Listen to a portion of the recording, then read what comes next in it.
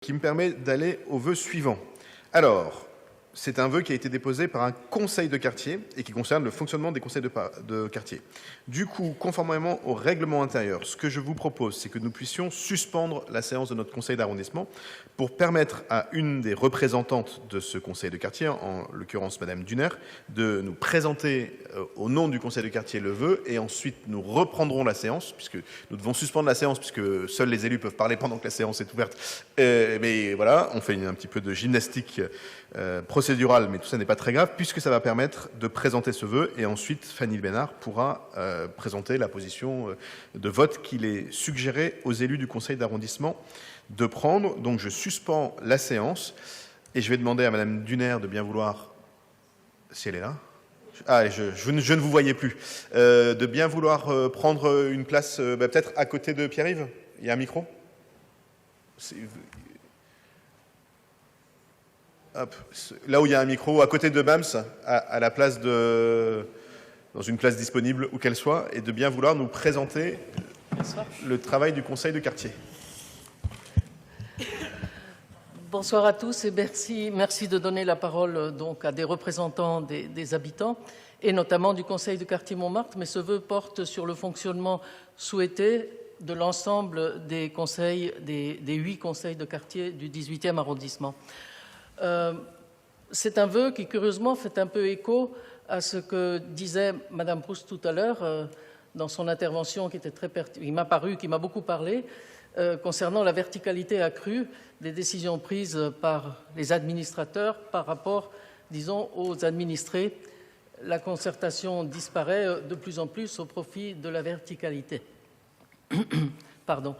Et donc, le conseil de quartier de Montmartre, ou du moins certains participants au conseil de quartier de Montmartre ont eu à cœur de rédiger puis de présenter ce soir ce vœu concernant le fonctionnement pour revenir peut-être à l'esprit de la loi Vaillant de 2012 et revenir sur ce qui a été modifié dans cette loi par la charte sur le fonctionnement des conseils de quartier en 2018.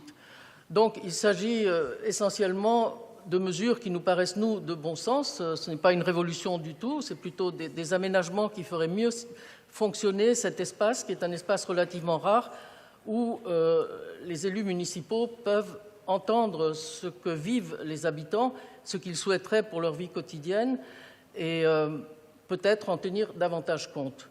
Donc je ne sais pas si Mme Bénard présentera le détail des mesures qui sont énoncées dans ce vœu, donc je n'entrerai pas dans ce détail, mais je vous remercie d'entendre ces mesures et peut-être d'y donner suite. C'est en tout cas ce que nous souhaitons très vivement.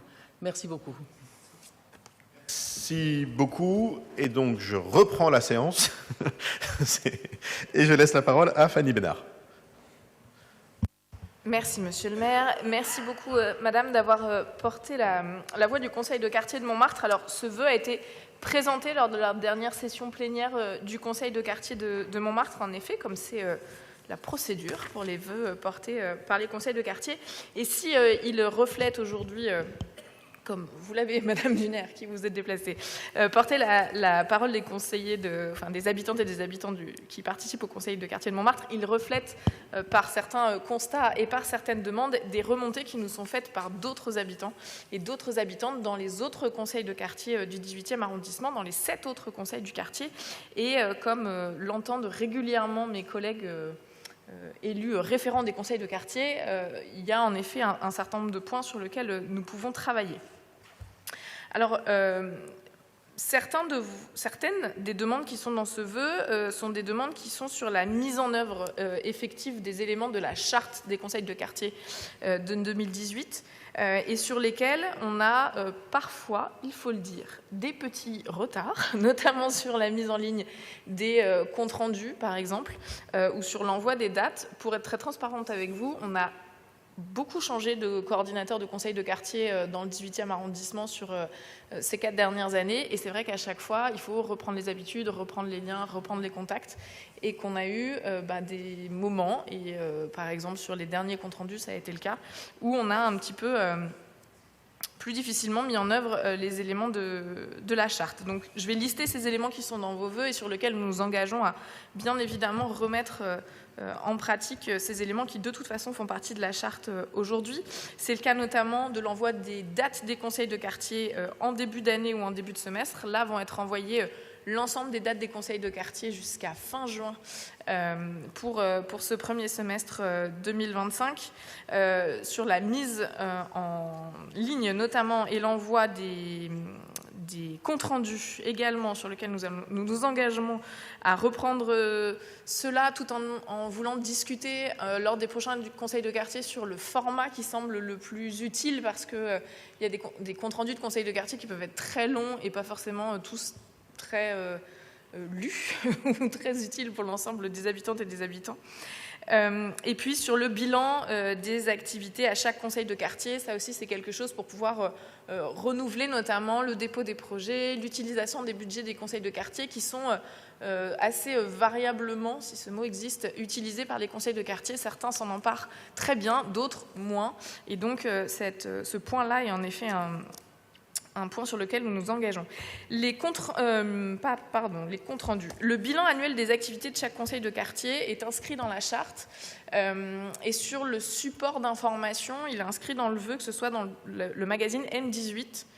On réfléchit avec la direction de la communication à avoir le meilleur format pour pouvoir publier ces synthèses, puisque 8 quartiers, beaucoup d'activités, ça peut faire peut-être un peu long dans le magazine M18, mais en tout cas en faire une synthèse qu'on pourrait publier, c'est quelque chose qu'on discute. Reste 3 points. Un point sur les formats de réunion des conseils de quartier et le fait qu'ils aient lieu dans des lieux qui soient avec un environnement calme et suffisamment spacieux. C'est vrai qu'on a testé des lieux de conseils de quartier qui pouvaient être agréables dans certains endroits et puis d'autres moins. Et donc, en effet, on va réfléchir avec le service de la démocratie locale à avoir des lieux référents où il y a assez de place, où on peut se disposer pour avoir des discussions qui soient sereines et réfléchir au format. Donc ça, en effet, c'est quelque chose sur lequel nous allons travailler. Et sur le format, beaucoup d'habitants remontent que c'est quand même un endroit important pour pouvoir avoir des informations sur le quartier, même si ces parties parfois sont descendantes, un peu longues. Et donc, en effet, l'idée est de pouvoir travailler en amont sur les ordres du jour. Et c'est pour ça que j'arrive sur le premier point, sur les équipes de mobilisation. Alors, dans la charte est prévu aujourd'hui des équipes de mobilisation qui aujourd'hui ne fonctionnent pas bien. Voire pas du tout pour certains conseils de quartier.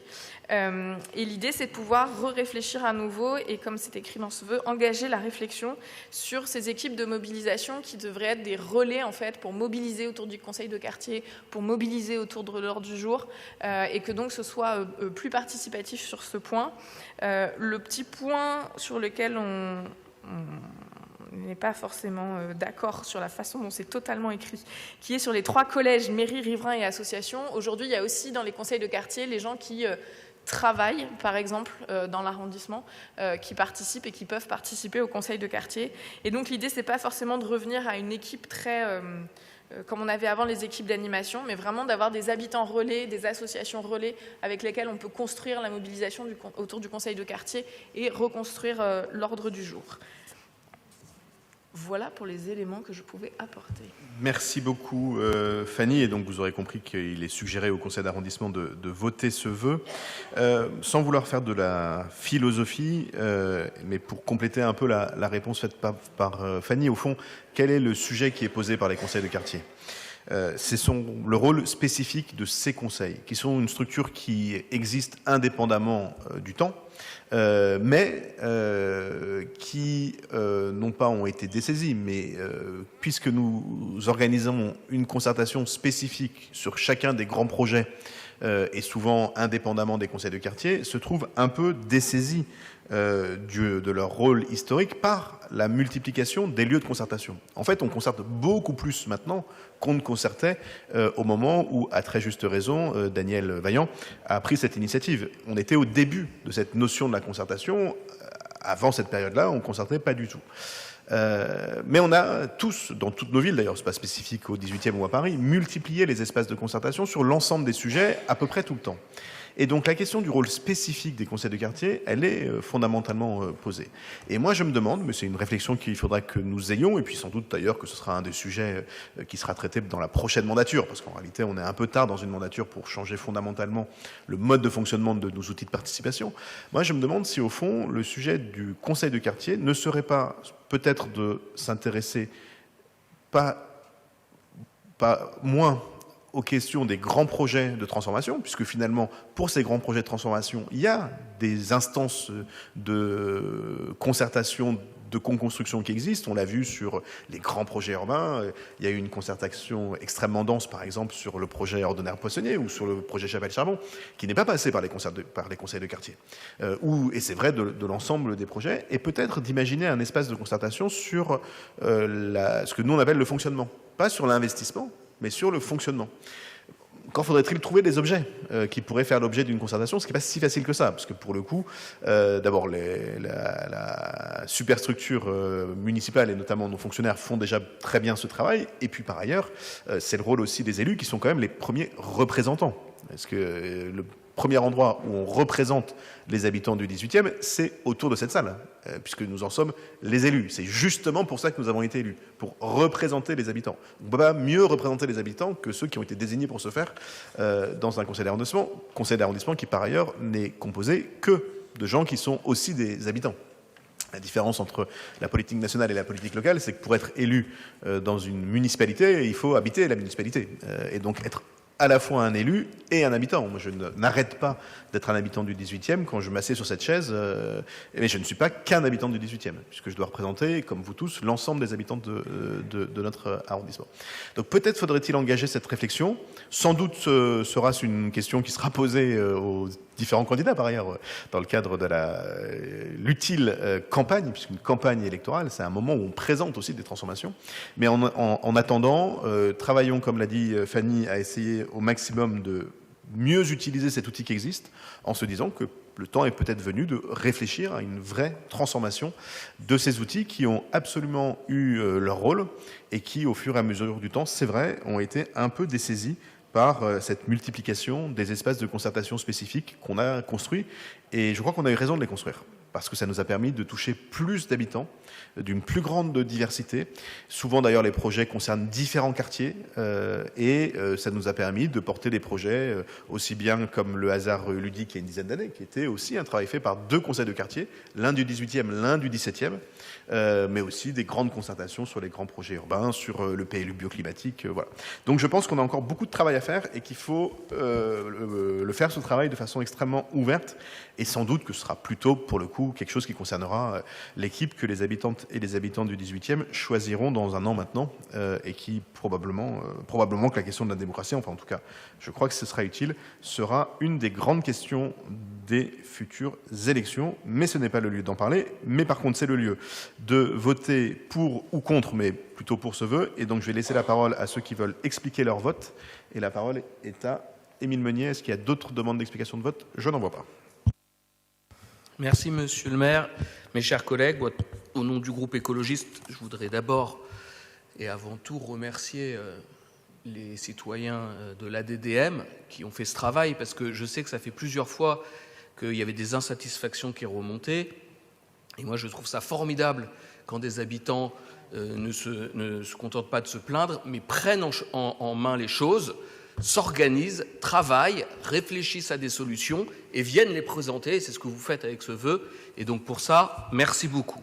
Et pour ceux, mais personne n'en doutait, vous démontrez que vous êtes une association plus vivante que jamais. Le deuxième point, c'est le fonctionnement des conseils de quartier.